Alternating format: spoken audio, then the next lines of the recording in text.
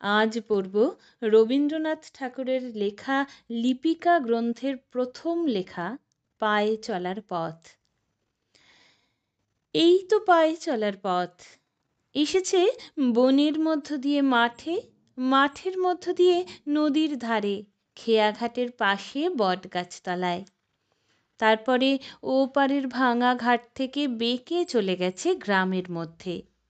তারপরে তিসির ক্ষেতের ধার দিয়ে, আমবাগানের ছায়া দিয়ে, পদ্মদিঘির পাড় দিয়ে, রথতলার পাশ দিয়ে কোন গাঁয়ে গিয়ে পৌঁছেছে জানি নে।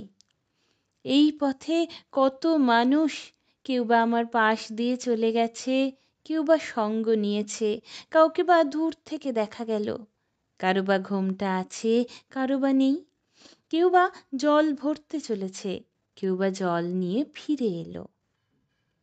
এখন দিন গিয়েছে, অন্ধকার হয়ে আসে। একদিন এই পথকে মনে হয়েছিল আমারই পথ, একান্তই আমার। এখন দেখছি কেবল একটিবার মাত্র এই পথ দিয়ে চলার হুকুম নিয়ে এসেছি, আর নয়। নেবুতলা উজিয়ে সেই পুকুর পাড়, দ্বাদশ দেউলের ঘাট, নদীর চর, গোয়ালবাড়ি, ধানের গোলা পেরিয়ে সেই চেনা চাউনি, চেনা কথা, চেনা মুখের মহলে আর একটিবারও ফিরে গিয়ে বলা হবে না, এই যে এ পথ যে চলার পথ, ফেরার পথ নয়। আজ ধূসর সন্ধ্যায় একবার পিছন ফিরে তাকালুম, দেখলুম এই পথটি বহু বিস্মৃত পদচিহ্নের পদাবলী, ভৈরবীর সুরে বাঁধা। যতকাল যত পথিক চলে গেছে, তাদের জীবনের সমস্ত কথাকেই এই পথ আপনার একটিমাত্র ধূলি রেখায় সংক্ষিপ্ত করে এঁকেছে।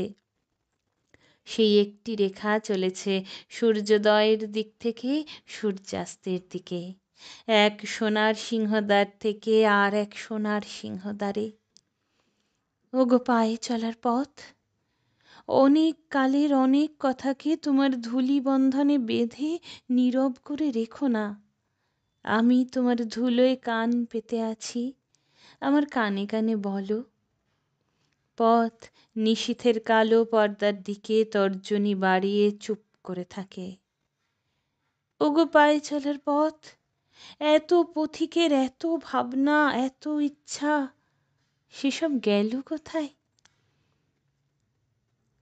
বোবা পথ কথা কয় না, কেবল সূর্যোদয়ের দিক থেকে সূর্যাস্ত অবধি ইশারা মেলে রাখে। ওগো পায়ে চলার পথ, তোমার বুকের উপর যে সমস্ত চরণপাত একদিন পুষ্পবৃষ্টির মতো পড়েছিল, আজ তারা কি কোথাও নেই? পথ কি নিজের শেষকে জানে? যেখানে লুপ্ত ফুল আর স্তব্ধ গান পৌঁছল, যেখানে তারার আলোয় অনির্বাণ বেদনার দেয়ালি উৎসব।